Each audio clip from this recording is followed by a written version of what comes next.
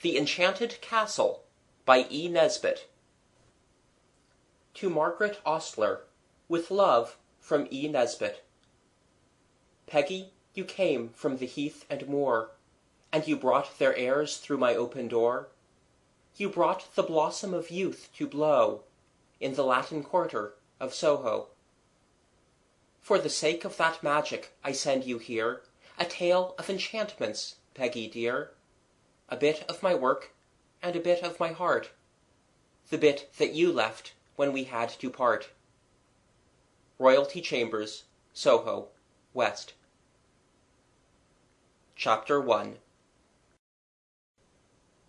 There were 3 of them, Jerry, Jimmy, and Kathleen. Of course, Jerry's name was Gerald, and not Jeremiah, whatever you may think. And Jimmy's name was James. And Kathleen was never called by her name at all, but Kathy, or Caddy, or Puss-cat when her brothers were pleased with her, and Scratch-cat when they were not pleased. And they were at school in a little town in the west of England, the boys at one school, of course, and the girl at another, because the sensible habit of having boys and girls at the same school is not yet as common as I hope it will be some day. They used to see each other on Saturdays and Sundays at the house of a kind maiden lady. But it was one of those houses where it is impossible to play. You know the kind of house, don't you? There is a sort of a something about that kind of house that makes you hardly able even to talk to each other when you are left alone, and playing seems unnatural and affected. So they looked forward to the holidays, when they should all go home, and be together all day long, in a house where playing was natural, and conversation possible, and where the Hampshire forests and fields were full of interesting things to do and see. Their cousin Betty was to be there too, and there were plans. Betty's school broke up before theirs, and so she got to the Hampshire home first, and the moment she got there she began to have measles, so that my 3 couldn't go home at all. You may imagine their feelings. The thought of 7 weeks at Miss Hervey's was not to be borne, and all 3 wrote home and said so.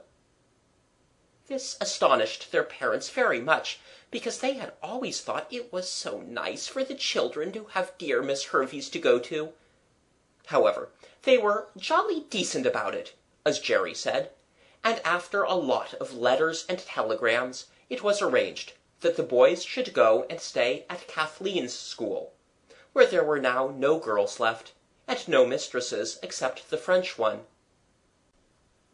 "It'll be better than being at Miss Hervey's," said Kathleen, when the boys came round to ask Mademoiselle when it would be convenient for them to come.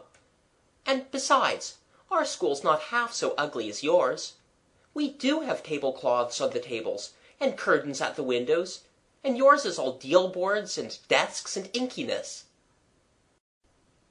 When they had gone to pack their boxes, Kathleen made all the rooms as pretty as she could with flowers in jam jars. Marigolds chiefly, because there was nothing much else in the back garden. There were geraniums in the front garden, and calceolarias and lobelias.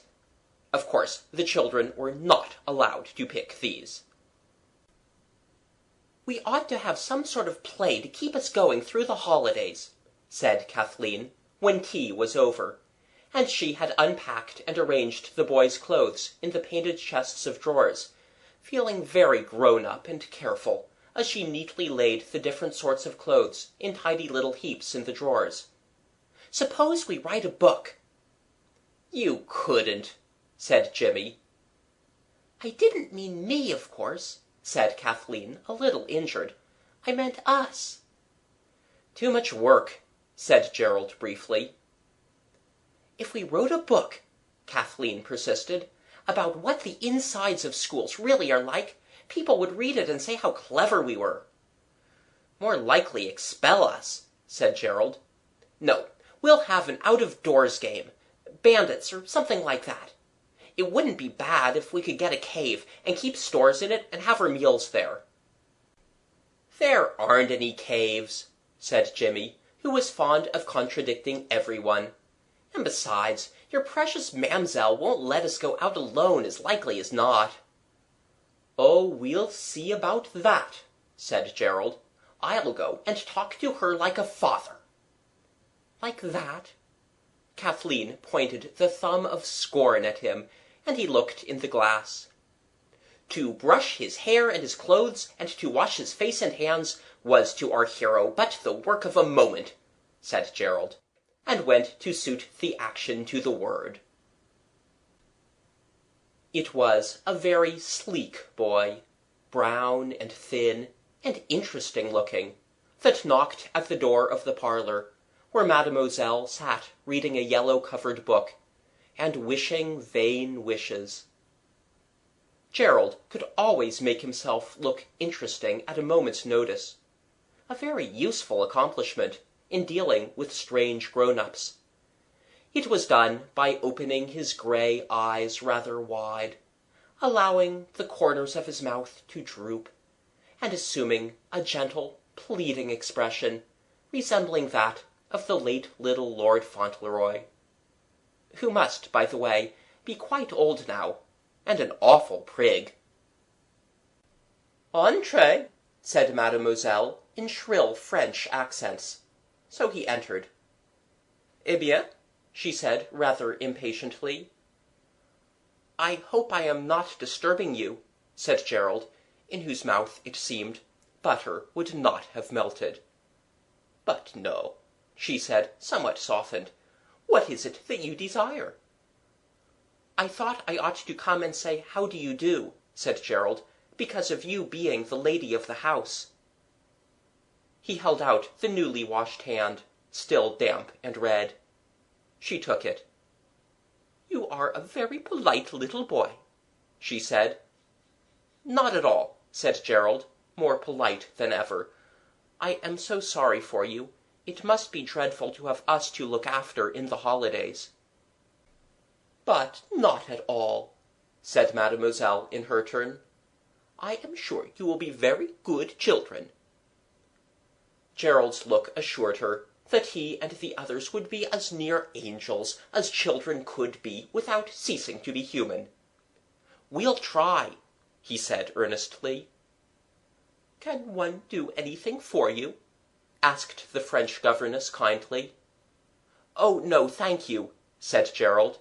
"We don't want to give you any trouble at all.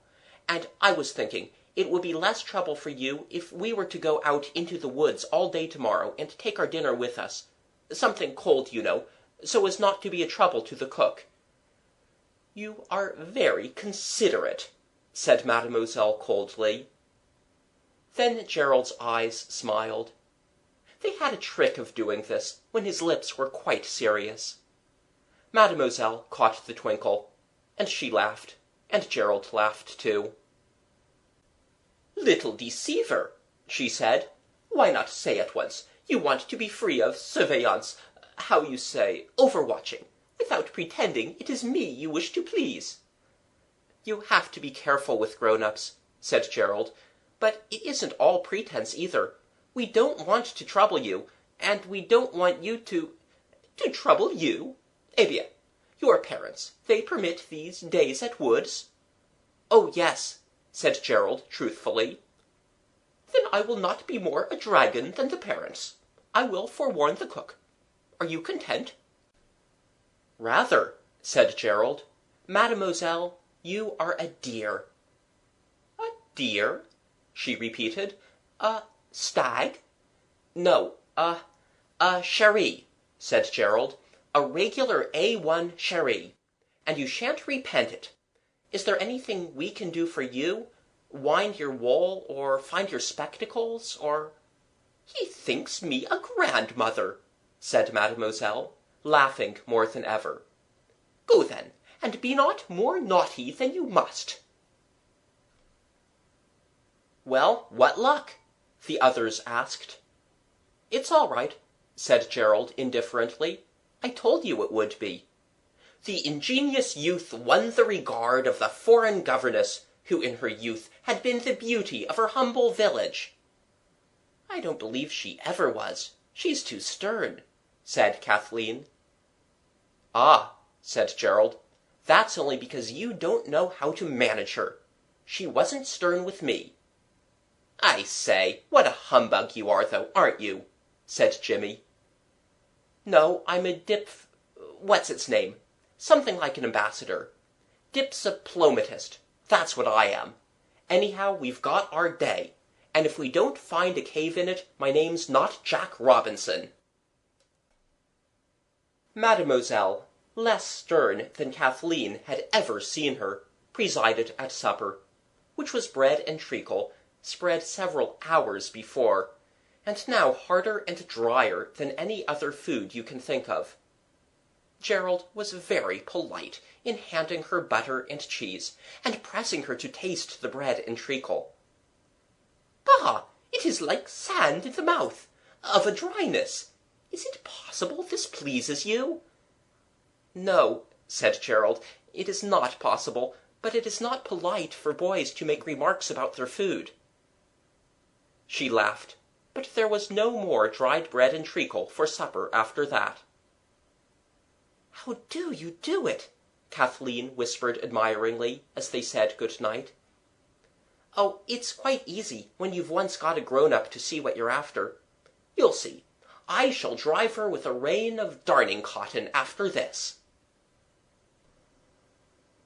Next morning Gerald got up early, and gathered a little bunch of pink carnations from a plant which he found hidden among the marigolds. He tied it up with black cotton, and laid it on Mademoiselle's plate. She smiled, and looked quite handsome as she stuck the flowers in her belt. "Do you think it's quite decent," Jimmy asked later, "sort of bribing people to let you do as you like, with flowers and things, and passing them the salt?" "It's not that," said Kathleen suddenly. "I know what Gerald means, only I never think of the things in time myself. You see, if you want grown-ups to be nice to you, the least you can do is to be nice to them, and think of little things to please them. I never think of any myself. Jerry does. That's why all the old ladies like him. It's not bribery, it's a sort of honesty, like paying for things." "Well, anyway," said Jimmy, putting away the moral question, "we've got a ripping day for the woods." They had. The wide High Street, even at the busy morning hour almost as quiet as a dream street, lay bathed in sunshine. The leaves shone fresh from last night's rain, but the road was dry, and in the sunshine the very dust of it sparkled like diamonds.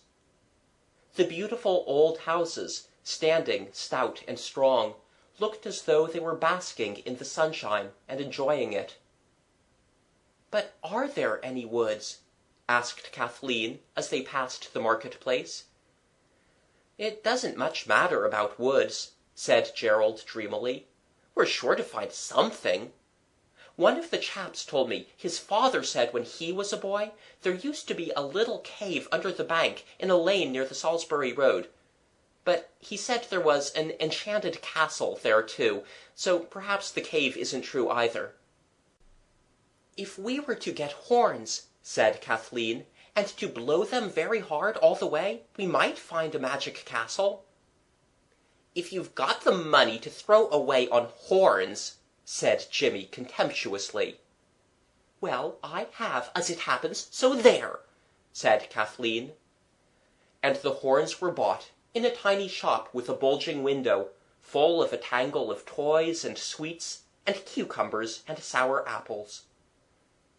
And the quiet square at the end of the town where the church is, and the houses of the most respectable people, echoed to the sound of horns blown long and loud. But none of the houses turned into enchanted castles. Away they went along the Salisbury Road, which was very hot and dusty, so they agreed to drink one of the bottles of ginger beer. "We might as well carry the ginger beer inside us as inside the bottle," said Jimmy, "and we can hide the bottle and call for it as we come back." Presently they came to a place where the road, as Gerald said, went two ways at once. "That looks like adventures," said Kathleen, and they took the right-hand road. And the next time they took a turning, it was a left-hand one, so as to be quite fair, Jimmy said, and then a right-hand one, and then a left, and so on, till they were completely lost. "Completely," said Kathleen. "How jolly!" And now the trees arched overhead, and the banks of the road were high and bushy. The adventurers had long since ceased to blow their horns. It was too tiring to go on doing that, when there was no one to be annoyed by it. "Oh, crikey," observed Jimmy suddenly. "Let's sit down a bit and have some of our dinner. We might call it lunch, you know," he added persuasively. So they sat down in the hedge, and ate the ripe red gooseberries that were to have been their dessert.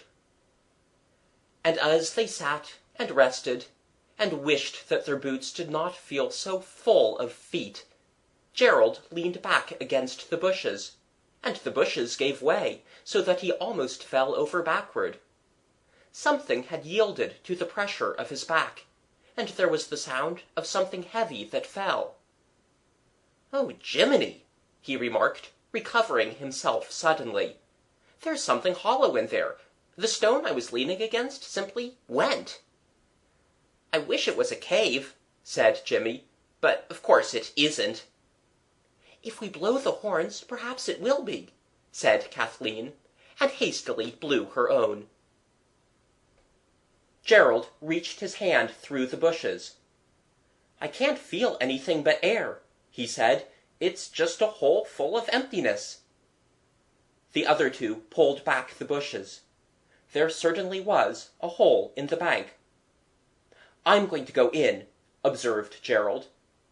"Oh, don't," said his sister. "I wish you wouldn't. Suppose there were snakes." "Not likely," said Gerald, but he leaned forward and struck a match. "It is a cave!" he cried, and put his knee on the mossy stone he had been sitting on, scrambled over it, and disappeared. A breathless pause followed. "You all right?" asked Jimmy. "Yes. Come on. You'd better come feet first. There's a bit of a drop." "I'll go next," said Kathleen, and went. Feet first, as advised. The feet waved wildly in the air. "Look out!" said Gerald in the dark. "You'll have my eye out. Put your feet down, girl, not up. It's no use trying to fly here. There's no room." He helped her by pulling her feet forcibly down, and then lifting her under the arms. She felt rustling dry leaves under her boots, and stood ready to receive Jimmy, who came in head first, like one diving into an unknown sea. "It is a cave," said Kathleen. "The young explorers," explained Gerald, blocking up the hole of entrance with his shoulders, "dazzled at first by the darkness of the cave, could see nothing." "Darkness doesn't dazzle," said Jimmy. "I wish we'd got a candle," said Kathleen. "Yes, it does," Gerald contradicted. "Could see nothing. But their dauntless leader, whose eyes had grown used to the dark, while the clumsy forms of the others were bunching up the entrance, had made a discovery." "Oh, what?" Both the others were used to Gerald's way of telling a story while he acted it, but they did sometimes wish that he didn't talk quite so long, and so like a book in moments of excitement. He did not reveal the dread secret to his faithful followers till one and all had given him their word of honor to be calm. "We'll be calm, all right," said Jimmy impatiently. "Well then," said Gerald, ceasing suddenly to be a book, and becoming a boy. "There's a light over there. Look behind you." They looked, and there was. A faint grayness on the brown walls of the cave, and a brighter grayness, cut off sharply by a dark line, showed that round a turning or angle of the cave there was daylight. "Attention!" said Gerald. At least, that was what he meant, though what he said was "Shun!" as becomes the son of a soldier.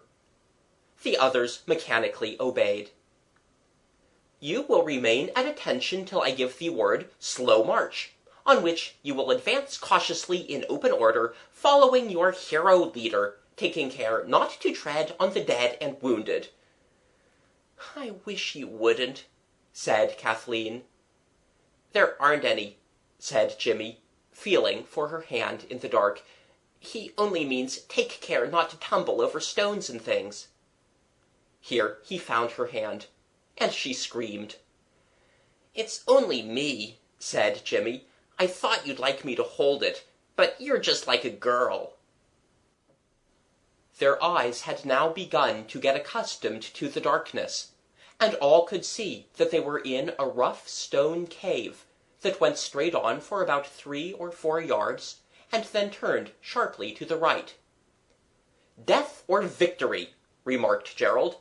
"Now then, slow march." He advanced carefully, picking his way among the loose earth and stones that were the floor of the cave. "A sail! A sail!" he cried, as he turned the corner. "How splendid!" Kathleen drew a long breath as she came out into the sunshine.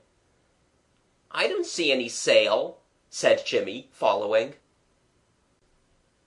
The narrow passage ended in a round arch, all fringed with ferns and creepers. They passed through the arch, into a deep narrow gully, whose banks were of stones moss-covered, and in the crannies grew more ferns and long grasses. Trees growing on the top of the bank arched across, and the sunlight came through in changing patches of brightness, turning the gully to a roofed corridor of goldy green. The path, which was of greeny-gray flagstones, where heaps of leaves had drifted, sloped steeply down, and at the end of it was another round arch, quite dark inside, above which rose rocks and grass and bushes. "It's like the outside of a railway tunnel," said James. "It's the entrance to the enchanted castle," said Kathleen. "Let's blow the horns." "Dry up," said Gerald. "The bold captain reproving the silly chatter of his subordinates." "I like that," said Jimmy, indignant. "I thought you would," resumed Gerald. "Of his subordinates, bade them advance with caution and in silence, because after all there might be somebody about, and the other arch might be an ice-house or something dangerous." "What?" asked Kathleen anxiously. "Bears, perhaps," said Gerald briefly. "There aren't any bears without bars, in England anyway," said Jimmy. "They call bears bars in America," he added absently. "Quick march," was Gerald's only reply. And they marched. Under the drifted damp leaves the path was firm and stony to their shuffling feet. At the dark arch they stopped. "There are steps down," said Jimmy. "It is an ice-house," said Gerald. "Don't let's," said Kathleen. "Our hero," said Gerald, who nothing could dismay, raised the faltering hopes of his abject minions by saying that he was jolly well going on, and they could do as they liked about it. "If you call names," said Jimmy, "you can go on by yourself." He added, "So there." "It's part of the game, silly," explained Gerald kindly. "You can be captain tomorrow, so you'd better hold your jaw now, and begin to think about what names you'll call us when it's your turn." Very slowly and carefully they went down the steps. A vaulted stone arched over their heads. Gerald struck a match when the last step was found to have no edge, and to be, in fact, the beginning of a passage turning to the left. "This," said Jimmy, "will take us back into the road." "Or under it," said Gerald. "We've come down 11 steps." They went on, following their leader, who went very slowly, for fear, as he explained, of steps. The passage was very dark. "I don't half like it," whispered Jimmy. Then came a glimmer of daylight that grew and grew, and presently ended in another arch, that looked out over a scene so like a picture out of a book about Italy that everyone's breath was taken away, and they simply walked forward, silent and staring. A short avenue of cypresses led, widening as it went, to a marble terrace that lay broad and white in the sunlight. The children, blinking, leaned their arms on the broad flat balustrade, and gazed. Immediately below them was a lake, just like a lake in The Beauties of Italy, a lake with swans and an island and weeping willows. Beyond it were green slopes dotted with groves of trees, and amid the trees gleamed the white limbs of statues. Against a little hill to the left was a round white building with pillars, and to the right a waterfall came tumbling down among mossy stones to splash into the lake. Steps led from the terrace to the water, and other steps to the green lawns beside it. Away across the grassy slopes deer were feeding, and in the distance where the groves of trees thickened into what looked almost a forest, were enormous shapes of grey stone, like nothing that the children had ever seen before. "That chap at school," said Gerald. "It is an enchanted castle," said Kathleen. "I don't see any castle," said Jimmy. "What do you call that, then?"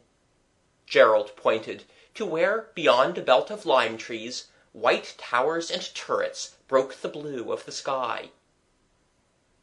"There doesn't seem to be anyone about," said Kathleen, "and yet it's all so tidy. I believe it is magic." "Magic mowing machines?" Jimmy suggested. "If we were in a book it would be an enchanted castle, certain to be," said Kathleen. "It is an enchanted castle," said Gerald in hollow tones. "But there aren't any." Jimmy was quite positive. "How do you know? Do you think there's nothing in the world but what you've seen?" His scorn was crushing. "I think magic went out when people began to have steam engines," Jimmy insisted, "and newspapers and telephones and wireless telegraphing." "Wireless is rather like magic when you come to think of it," said Gerald. "Oh, that sort." Jimmy's contempt was deep. "Perhaps there's given up being magic because people didn't believe in it anymore," said Kathleen. "Well, don't let's spoil the show with any silly old not believing," said Gerald with decision. "I'm going to believe in magic as hard as I can. This is an enchanted garden, and that's an enchanted castle, and I'm jolly well going to explore."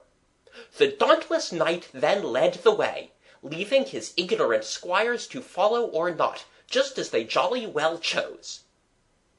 He rolled off the balustrade, and strode firmly down towards the lawn, his boots making, as they went, a clatter full of determination. The others followed. There never was such a garden, out of a picture or a fairy tale. They passed quite close by the deer, who only raised their pretty heads to look, and did not seem startled at all. And after a long stretch of turf, they passed under the heaped-up heavy masses of lime trees, and came into a rose garden, bordered with thick, close-cut yew hedges, and lying red and pink and green and white in the sun, like a giant's many-coloured, highly-scented pocket-handkerchief. "I know we shall meet a gardener in a minute, and he'll ask what we're doing here. And then what will you say?" Kathleen asked, with her nose in a rose. "I shall say we have lost our way, and it will be quite true," said Gerald. But they did not meet a gardener or anybody else, and the feeling of magic got thicker and thicker, till they were almost afraid of the sound of their feet in the great silent place. Beyond the rose garden was a yew hedge with an arch cut in it, and it was the beginning of a maze like the one in Hampton Court. "Now," said Gerald, "you mark my words. In the middle of this maze we shall find the secret enchantment. Draw your swords, my merry men all, and hark forward tally-ho in the utmost silence." Which they did. It was very hot in the maze between the close yew hedges, and the way to the maze's heart was hidden well. Again and again they found themselves at the black yew arch that opened on the rose garden, and they were all glad that they had brought large, clean pocket-handkerchiefs with them. It was when they found themselves there for the 4th time that Jimmy suddenly cried, "Oh, I wish—" and then stopped short very suddenly. "Oh," he added in quite a different voice, "where's the dinner?"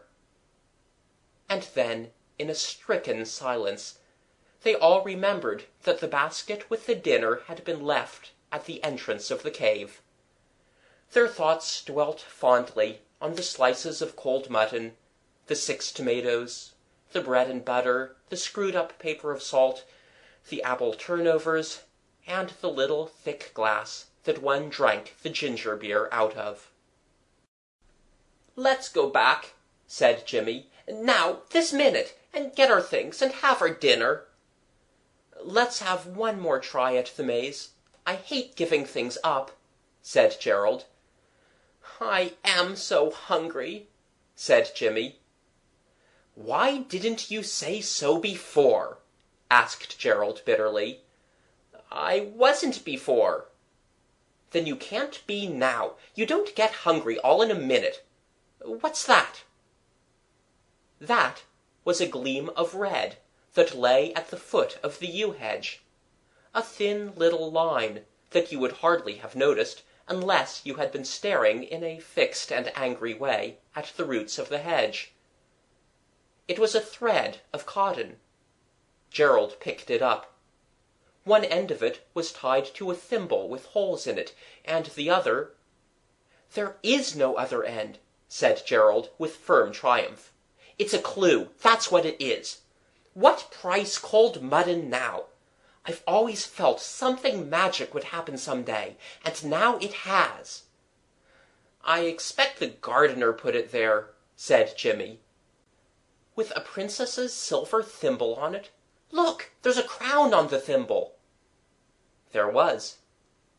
"Come," said Gerald in low, urgent tones. "If you are adventurers, be adventurers. And anyhow, I expect someone has gone along the road and bagged the mutton hours ago." He walked forward, winding the red thread round his fingers as he went. And it was a clue, and it led them right into the middle of the maze. And in the very middle of the maze they came upon the wonder. The red clue led them up 2 stone steps to a round grass plot. There was a sundial in the middle, and all round against the yew hedge a low, wide marble seat.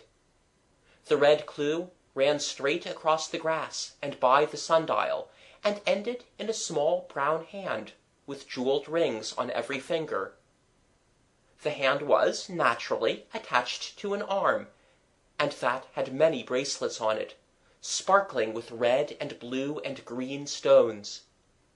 The arm wore a sleeve of pink and gold brocaded silk, faded a little here and there, but still extremely imposing, and the sleeve was part of a dress, which was worn by a lady who lay on the stone seat asleep in the sun. The rosy gold dress fell open over an embroidered petticoat of a soft green color.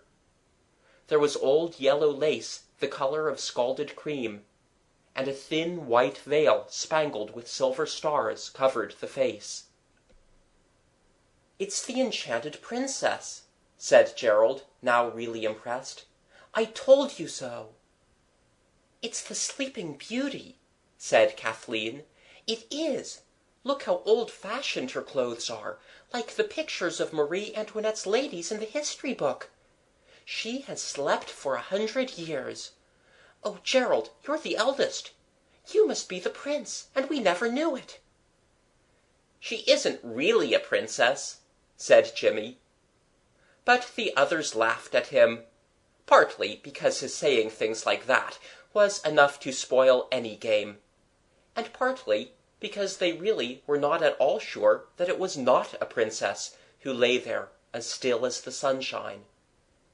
Every stage of the adventure, the cave, the wonderful gardens, the maze, the clue, had deepened the feeling of magic, till now Kathleen and Gerald were almost completely bewitched.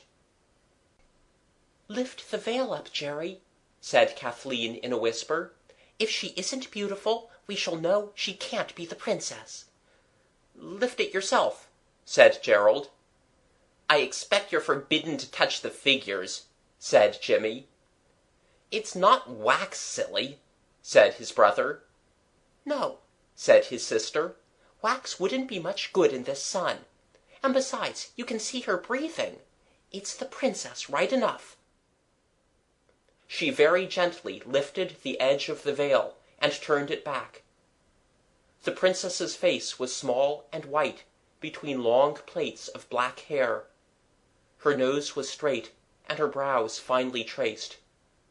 There were a few freckles on cheekbones and nose. "No wonder," whispered Kathleen, "sleeping all these years in all this sun." Her mouth was not a rosebud, but all the same. "Isn't she lovely?" Kathleen murmured. "Not so dusty," Gerald was understood to reply. "Now, Jerry," said Kathleen firmly, "you're the eldest." "Of course I am," said Gerald uneasily. "Well, you've got to wake the princess." "She's not a princess," said Jimmy, with his hands in the pockets of his knickerbockers. "She's only a little girl dressed up." "But she's in long dresses," urged Kathleen.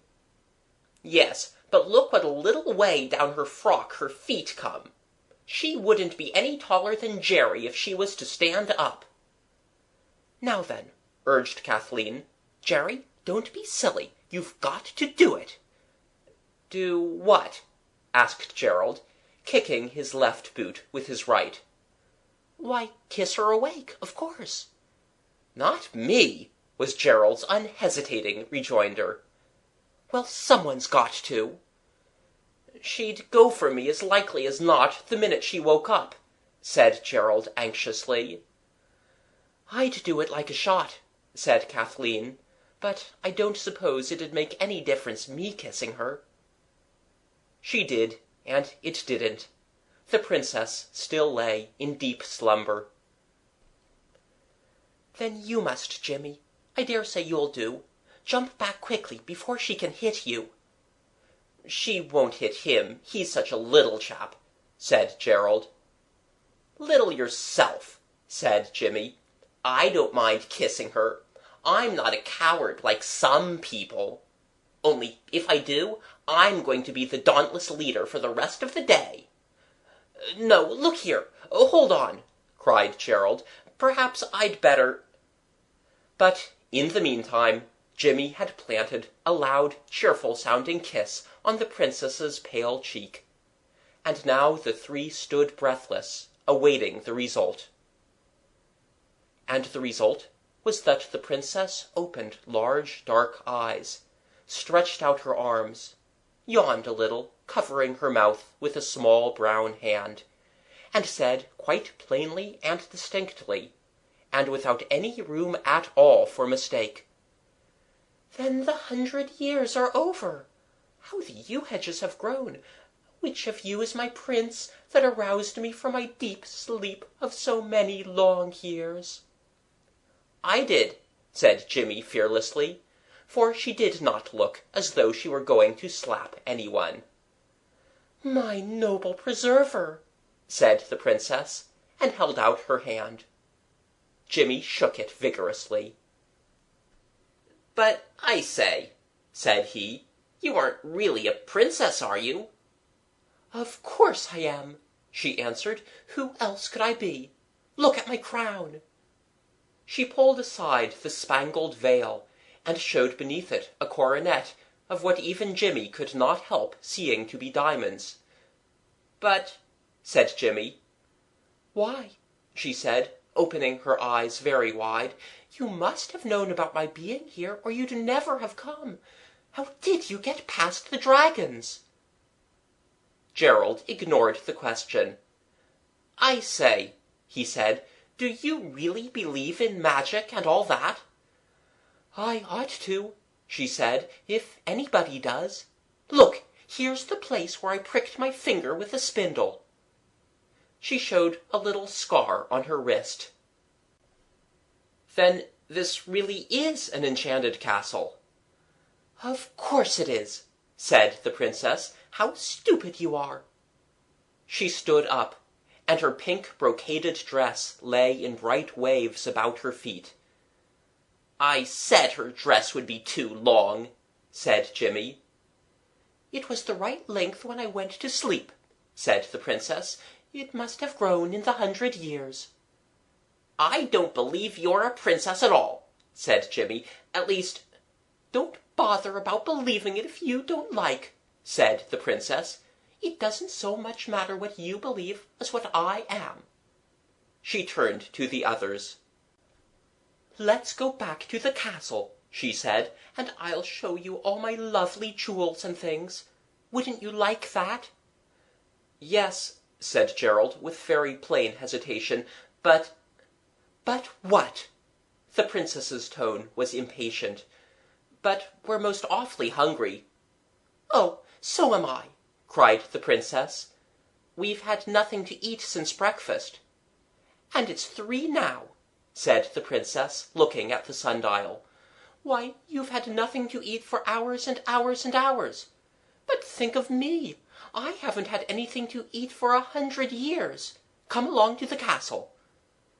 "The mice will have eaten everything," said Jimmy sadly. He saw now that she really was a princess. "Not they!" cried the Princess joyously. "You forget, everything's enchanted here. Time simply stood still for 100 years.